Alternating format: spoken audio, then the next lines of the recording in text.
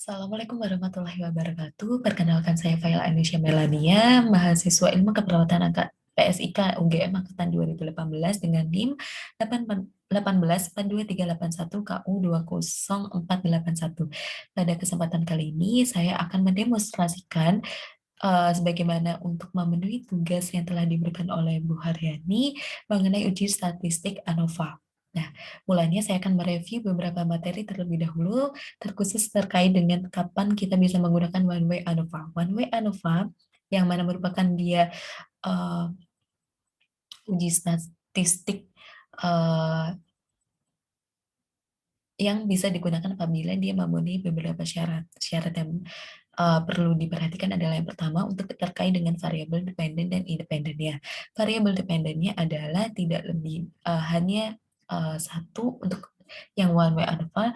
Kemudian untuk tipe data dependennya adalah numerik. Kemudian untuk yang variabel independennya dia terdiri dari lebih dari dua kelompok dan lebih dari tiga kategori yang mana tipe datanya adalah kategorik. Nah, mungkin kita bisa langsung saja ke datanya sembari kita bisa nanti mengkaji syarat-syarat yang lain. Misalnya data harus terdistribusi normal dengan nanti melihat test of normality-nya maupun histogramnya dan juga QQ plots-nya. Langsung saja saya akan share screen. Ya, sebagaimana di sini saya sudah menginputkan data dengan cara yang pertama itu adalah file, import data, dan Excel, dan berikut adalah data yang sudah terinputkan. Selanjutnya kita masuk ke variable view-nya. Untuk variable view-nya, di name-nya adalah stadium kanker, dan stadium kanker di sini itu adalah sebagai variabel independen. Sebagai pemenuhi syarat ANOVA, variabel independennya harus dia tipe data kategorik dan di measure kita bisa lihat dia nominal dan berarti dia memenuhi syarat ANOVA. Kemudian untuk QOL-nya dia adalah sebagai variabel dependent dan untuk tipe datanya haruslah numerik dan dia scale di sini yang berarti dia memenuhi syarat ANOVA tersebut. Kemudian kita juga memberikan label stadium kanker dan QOL-nya adalah quality of life. Kemudian kita inputkan untuk value-nya hanya yang di stadium kanker saja karena dia mempunyai 4 kategori. Kita inputkan terlebih dahulu. Kemudian add, kemudian yang kedua adalah 2, kemudian 3, 2, 3, kemudian 4, 4. Kita add, kemudian kita oke. Untuk QL-nya tidak perlu kita isikan value. Tadi kita sudah mengkaji terkait dengan variabelnya, syarat-syarat sebelumnya terpenuhi. Syarat selanjutnya adalah data diasumsikan bahwa dia terdistribusi normal. Caranya adalah kita ke analyze, kemudian kita ke descriptive statistik, dan ke explore. Selanjutnya kita akan masukkan, kita inputkan, kita insert untuk stadium kanker dia adalah sebagai factor list, quality of life-nya adalah sebagai dependent list. Kemudian kita ke plots. Untuk plots kita isikan ada factor levels together, normality plots with test, stem and leaf, dan juga kita ingin melihat histogramnya. Selanjutnya kita continue, kemudian kita option, ya sudah. Kemudian display-nya adalah both, dan kita oke.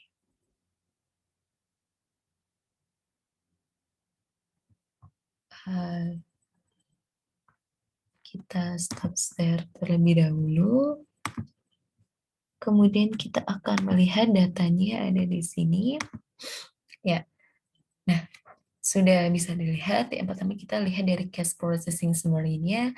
N di sini adalah untuk menyatakan responden, jumlah responden untuk masing-masing. Dan apabila persentasenya adalah 100%, yang berarti sesuai dengan data itu adalah benar dan akurat. Kemudian untuk deskriptif kita bisa lihat dari masing-masing nilai min-nya. Untuk quality of life yang stadium kanker 1 min-nya adalah 76,17 dengan standar error-nya adalah 7,051. Dan selanjutnya kita bisa lihat, kemudian kita langsung menuju ke test of normality. Nah, untuk test of normality terdiri dari ada Kolmogorov-Smirnov dan juga Shapiro-Wilk. Kapan kita bisa menggunakan Kolmogorov-Smirnov itu apabila berdasarkan rujukan referensi yang ada, yaitu kita bisa menggunakan ini apabila populasinya minimal lebih dari 30 dan karena jumlah data kita adalah 47 sehingga kita bisa base menggunakan Kolmogorov Smirnov. Kemudian data diasumsikan terdistribusi normal apabila nilai dari signifikansinya atau nilai dari P-nya adalah lebih dari 0,05. Kita bisa lihat untuk quality of life yang stadium kanker 1 di sini nilainya 0, yang berarti dia kurang, kemudian 0,2 yang berarti dia lebih, di sini kurang, dan ini lebih, yang artinya adalah seimbang. Nah, tetapi dengan keadaan yang seperti ini, kita bisa asumsikan langsung data terdistribusi normal. Tetapi, selain dengan menggunakan rujukan test of normality tabel ini, kita bisa mengasumsikan data apakah dia terdistribusi normal atau tidak dengan kita melihat histogram dan juga QQ plots-nya. Mari kita lihat ke bawah untuk histogramnya. Data diasumsikan terdistribusi normal apabila nilainya dari angka ini dia berada di tengah-tengah. Mungkin di sini masih susah untuk kita bisa melihat dan masih kita hanya berasumsi saja. Selanjutnya oleh karena itu rujukan saya adalah untuk QQ plots-nya. Nah, data diasumsikan terdistribusi normal apabila titik-titiknya di sini itu adalah mendekati garis linear. Kita bisa lihat dari masing-masing stadium kankernya di sini, semua data mendekati garis linearnya. Oleh karena itu, kita bisa asumsikan data yang ada bahwa dia terdistribusi normal dan memenuhi syarat untuk melakukan uji statistik ANOVA. Selanjutnya adalah kita akan melakukan uji statistik ANOVA dengan cara kita ke analyze, kemudian selanjutnya adalah compare means dan ke one way ANOVA. Nah, kemudian kita insertkan lagi untuk stadium kanker adalah dia sebagai factor, kemudian quality of life adalah sebagai dependent, kemudian kita ke option, deskriptif, dan kita ingin melihat homogeneity of variant test-nya juga. Kemudian kita continue, dan sebagaimana one way ANOVA, tetap kita melakukan post hoc dengan kita base-nya adalah menggunakan Bonferroni, kemudian continue, kemudian oke. Kemudian kita lihat